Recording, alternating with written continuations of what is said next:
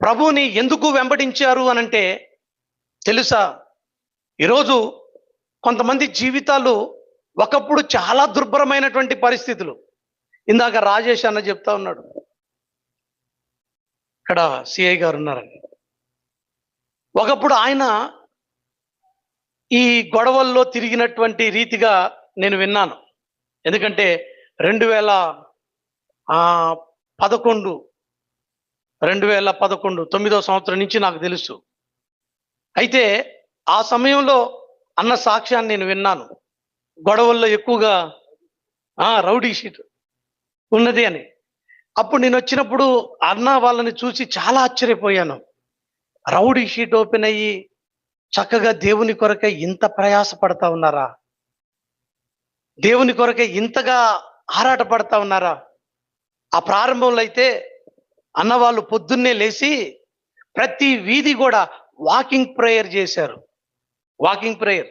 అందరూ నిద్రపోతా ఉంటే పొద్దున్నే 4 గంటలకి చలికాలంలో సైతం ఆ సమాజాల్లో ఆ ప్రాంతాల్లో తిరుగుతూ వారందరి కొరకై, కుటుంబాల కొరకై ప్రార్థన చేశారు.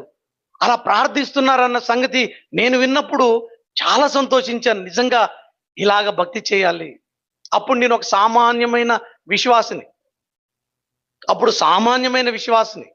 కానీ అప్పటికే అన్నవాళ్ళు చాలా చక్కగా ఎంతో భక్తి శ్రద్ధలతో ప్రభువుని వెంబడిస్తూ ఉన్నారు. అప్పుడు నేను చూశాను వాళ్ళని. చూసినప్పుడు వాళ్ళని ఆదర్శంగా తీసుకున్నాను. నేను కూడా అలా చెయ్యాలి. తెలుసా? నేను కూడా అలా వాకింగ్ ప్రేయర్ చేశాను. చిలకలూరుపేటలో చాలా ప్రాంతాలు నడుచుకుంటానే తిరుగుతూ ఆ ప్రాంతాలన్నిటి కొరకై, మనుషుల కొరకై ప్రార్థన చేశాను. అలా చేయడానికి ఇదిగో వీళ్ళే ఆదర్శం. స్తోత్రం కలుగును గాక. హల్లెలూయా. ఒకప్పుడేమో రౌడీజంగా తిరుగుతున్నప్పుడు, ఆ రౌడీ షీట్ ఓపెన్ అయినప్పుడు వాళ్ళను చూసి 10 మంది 10 రకాలుగా మాట్లాడుకున్న వారు ఉంటారు. ఒకవేళ డైరెక్ట్గా ఫేస్ టు ఫేస్ మాట్లాడాలి అని అంటే, అమ్మో రౌడీ కొడతాడేమో, మన ఇంటి మీద పడతాడేమో, మనకెందుకులే, ఎవడెటు పోతే మనకేందంట, ఏదో ఒక టైంలో ఏదో సమయంలో వాడికి ఏదో ఒకటి అయిద్దిలే అని నిరీక్షణతో ఎదురు చూసినటువంటి వారు ఉన్నారు. అలా నడుస్తున్నప్పుడు కొంతమంది జీవితాలను చూసి కొంతమంది ఏమనుకుంటారంటే, ఎక్కడెక్కడోళ్ళు పోతున్నారు కానీ వీళ్ళు పోవట్లేరేంది? నేను చెప్పనా? ఇదే మాట షాలేమన్నను గురించి వాళ్ళ అమ్మగారు కూడా పలికారంట. స్తోత్రం చెప్తారు ఒకసారి. అరే, హైవే మీద ఇన్ని లారీలు, ఇన్ని బస్సులు పోతున్నాయి, ఏదన్నా ఒక బస్సు కింద పడి చావచ్చు కదా అని ఆనాడు ఆయన ప్రవర్తన ఎంత ఇబ్బందికరంగా ఉంటే ఆమె అలా మాట్లాడుంటది కదా. కానీ ఈరోజు కోట్లాది మంది ప్రజలు ఆయనని దేవుడు దర్శించి రక్షించి వాడుకుంటున్నందుకు ఎంత సంతోషిస్తా ఉన్నారో. స్తోత్రం కలుగును గాక. హల్లెలూయా. నా ప్రభు ఆయన్ను వెంబడిస్తే వెలలేని జీవితాలకు, విలువలేని జీవితాలకు విలువనివ్వగలిగినటువంటి వాడు. స్తోత్రం కలుగును గాక.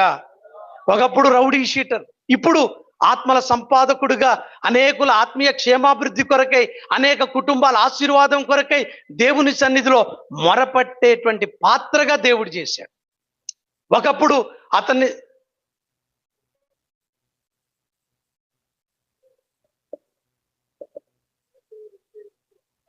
దేవునికి స్తోత్రం కలుగును గాక. బైండ్ ఓవర్ కేసు పెట్టారంట. చూడండి, ఈరోజు దేవుడి మహాకృప అంటే చూడండి, అలాంటి జీవితాన్ని ఎంత విలువైనదిగా మార్చాడు దేవుడు.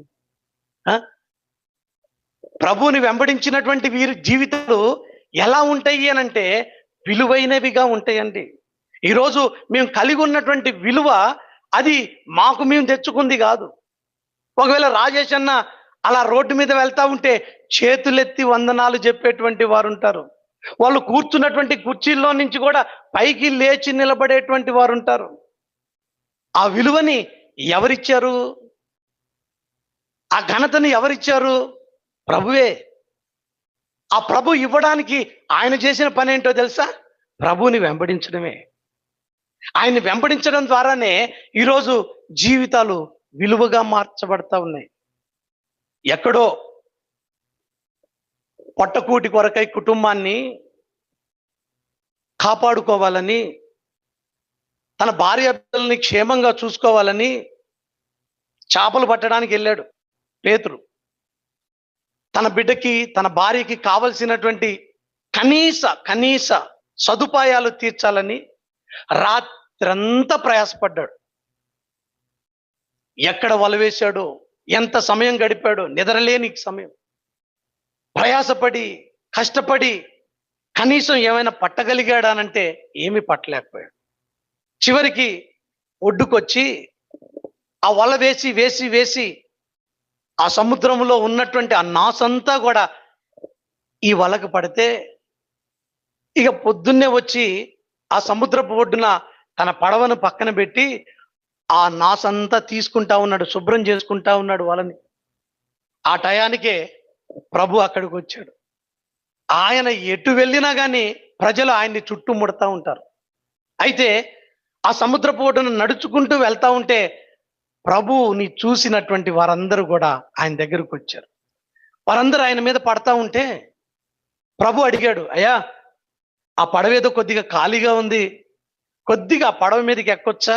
ఎంత గౌరవమనండి, ఆయనకి ఎంత గౌరవమో. ఏముందిలే, కాసేపు ఎక్కి కూర్చుంటే ఏమైందంట, అరిగిపోయిద్దా తరిగిపోయిద్దా అని అమర్యాదగా ప్రవర్తించకుండా మర్యాదపూర్వకంగా అడిగి, కొంతమంది అడగడం ఏముండదు, చాలా స్వతంత్రం అన్నమాట. ఎంత స్వతంత్రమో.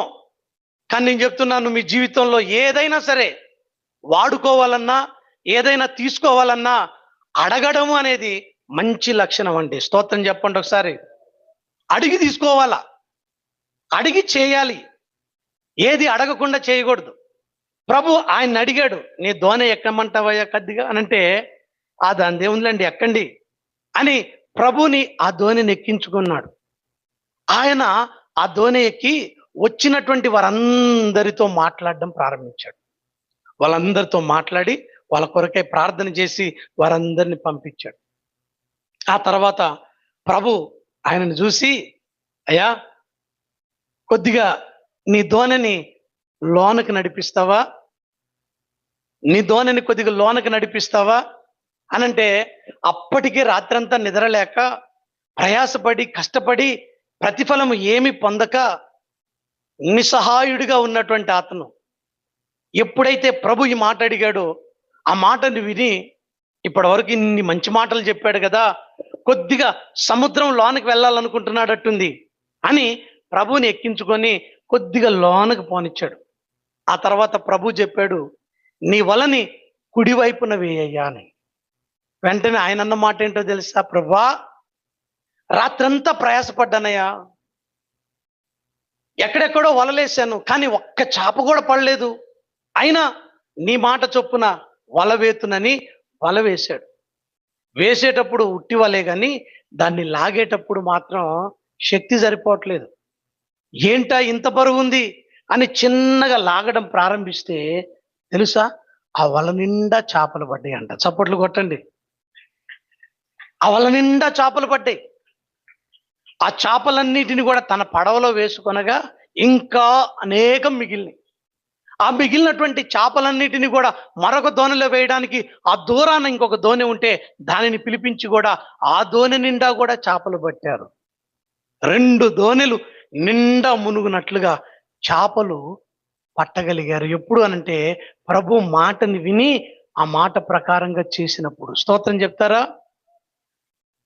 వాటన్నిటిని ఒడ్డుకు తీసుకొని వచ్చారు. ఒడ్డుకు తీసుకొని వచ్చి ఆయన అప్పటి వరకు పడ్డ ప్రయాస, కష్టపడ్డ కష్టం ఉపయోగపడలేదు. కానీ ఎప్పుడైతే ప్రభు మాట విని ఆయన వల వేశాడో, ఆ మాట ప్రకారంగా చేసినందుకు 2 దోణిల నిండా చేపలు కనపడతా ఉన్నాయి. ఇక వెంటనే ప్రభువుని గురించినటువంటి ఆయన శక్తి సామర్థ్యాలను ఎరిగినటువంటి పేతురు, ప్రభువా నేను పాపాత్మున్నయ్యా, నువ్వు నాతో ఉండడానికి నేను మంచోడిని కాదు అనంటే ప్రభు అన్నాడు, పేతురు నన్ను వెంబడించు, నేను నిన్ను మనుషులను పట్టే జాలరిగా చేస్తాను.